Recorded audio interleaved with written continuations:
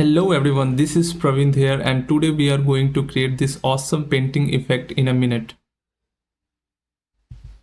So for this we will be using one of the PowerPoint object called SVG. For this, go to autotracer.org, then choose the file you want to use. Let's say I'm using this file, and then click on start. Once this is converted to the SVG file, download this file.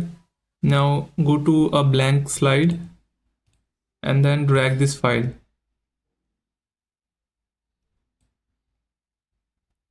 Let me just adjust this file. Now right click and go to ungroup. It will ask that it is going to convert it into Microsoft Drawing object. Click on yes. Now go to animation, select fade.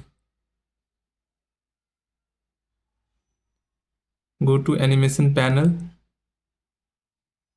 right click,